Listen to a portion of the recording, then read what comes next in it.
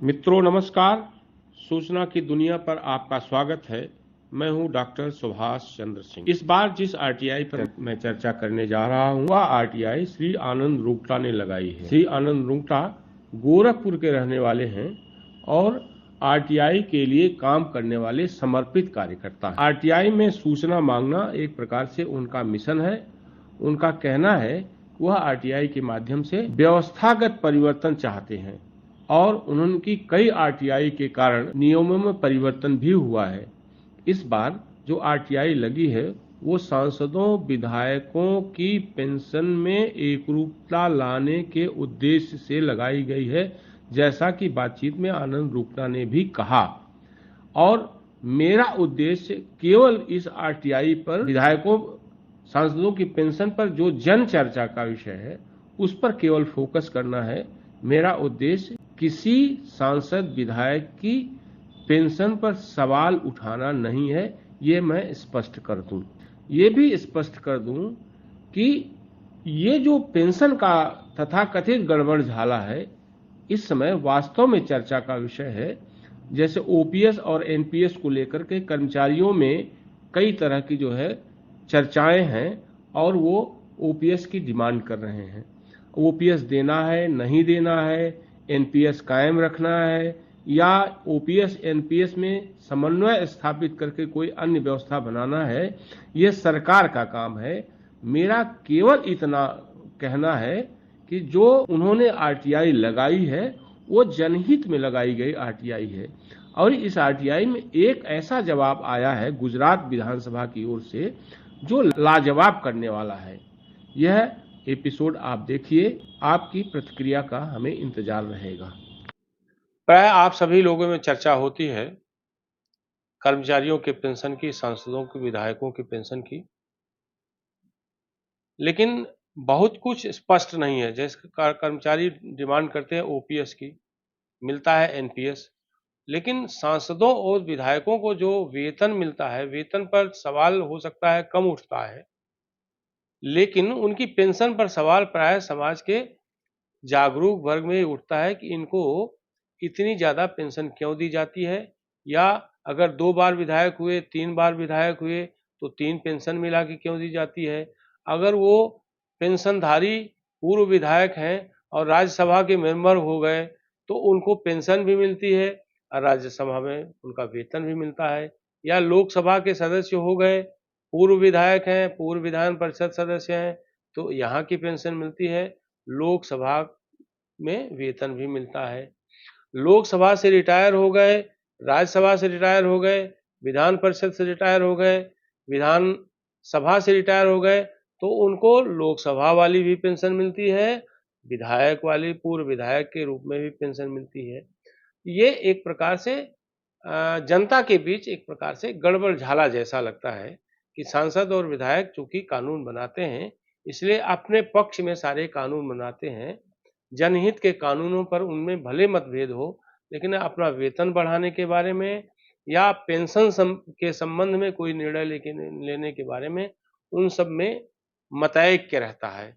इस संदर्भ में हम आनंद रुंगटा जी जो बहुत ज़बरदस्त तरीके से आरटीआई लगाते हैं और आरटीआई के माध्यम से बहुत सारे सूचनाओं को कलेक्ट करते हैं और व्यवस्था में परिवर्तन के लिए सरकार को बाध्य करते हैं। नियमों में कई जगह बदलाव भी हुआ। आनंद रुंगटा के बारे में मैंने पहले भी बताया कि ये आरटीआई के एक प्रकार से समर्पित कार्यकर्ता हैं और एक प्रकार से आरटीआई के माध्यम से समाज परिवर्तन कराना, सूचना प्राप्त करना इनके मिशन में है। इस संदर्भ में इन्होंने, जैसा कि इन्होंने हमको बताया बातचीत में, सभी विधानसभाओं को पत्र लिखा है कि पेंशन के बारे में, वेतन के बारे में क्या नियम उपनियम है। लोकसभा और राज्यसभा सचिवालय को भी लिखा, अध्यक्ष और सभापति को भी लिखा, क्या नियम उपनियम है। तो बड़ी रोचक जानकारियां इनको मिली हैं। मैं रुंगटा जी से ही कहूँगा कि वो इस बारे में विस्तार से बताएं हम लोगों को। सर, पहले तो मैं ये स्पष्ट करना चाहूँगा कि मैंने उनको पत्र नहीं लिखा। सूचना के आरटीआई के माध्यम से मैंने उनसे जानकारियाँ माँगी। हाँ, जब जैसा कि आपने बताया कि विधायकों, सांसदों के पेंशन और विसंगतियाँ बहुत सारी हैं, तो पब्लिक डीलिंग में मैं भी हूँ तो ऐसी बातें मेरे सामने भी आती थी। तो इसी इसीलिए मैंने सभी विधान परिषद के अध्यक्षों को, वहाँ के जन सूचना अधिकारी को, लोकसभा सचिवालय, राज्यसभा सचिवालय, सब जगह यही जानकारी मांगी कि आप विधानसभा विधानसभाओं को भी। जी सर, जी। पूरे भारत के। हाँ। तो मैंने यही जानकारी मांगी कि आपके वहाँ पूर्व विधायकों को क्या पेंशन देने का क्या प्रावधान है और कितनी पेंशन दी जाती है, क्या-क्या सुविधाएं दी जाती हैं।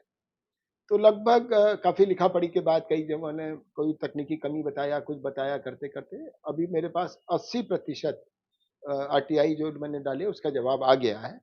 उस जवाब से बहुत सारी विसंगतियाँ नज़र आ रही हैं कि इसके अंदर कोई एकरूपता नहीं है।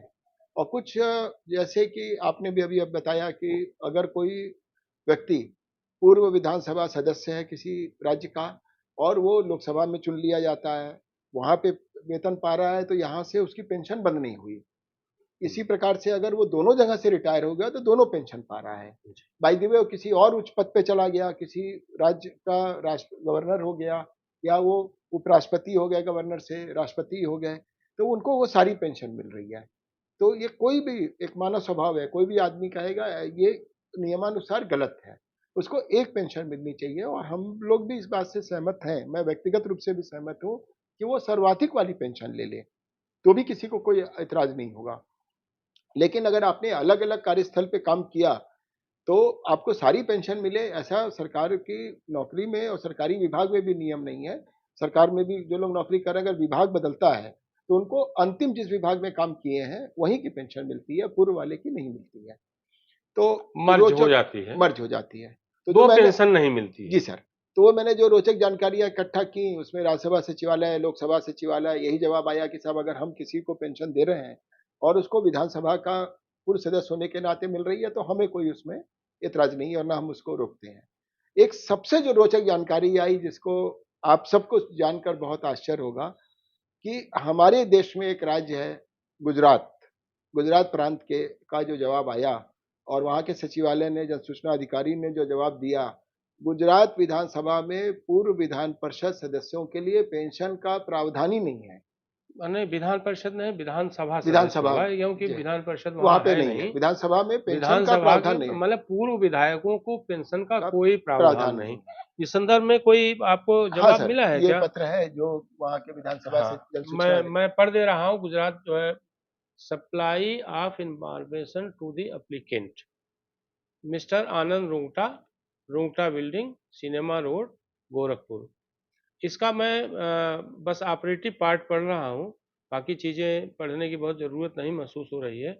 इसमें लिखा है नंबर 2 पर, the required information about sought by you in your above mentioned application is that there is no act or rules to provide pension to ex-MLAs of Gujarat Legislative Assembly which may be pleased noted।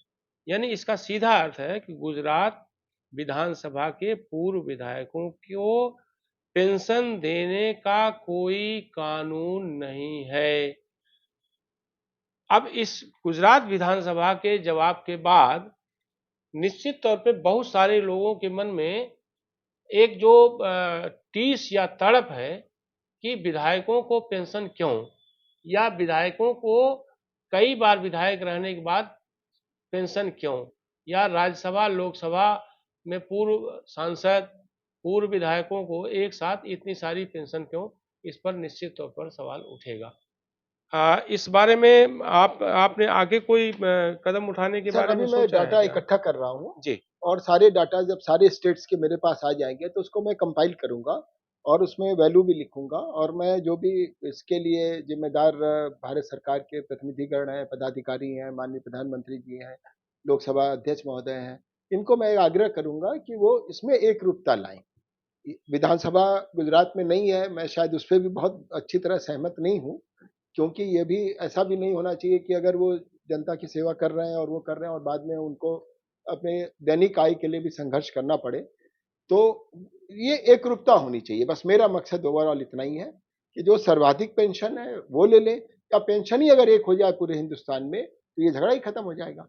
हाँ, बस बिल्कुल सही बात। जनहित का मामला तो मुझे लगता है इसी हिसाब से सधेगा, और मुझे लगता है कि इस तरह की आरटीआई लगा करके आनंद रुंगटा जी जो है समाज की जो है बड़ी सेवा कर रहे हैं और मैं ये मानकर चलता हूँ कि ये बड़ा लोकहित का काम है। आप इस YouTube चैनल को लाइक करिए, सब्सक्राइब करिए, कमेंट करिए और शेयर जरूर करिए।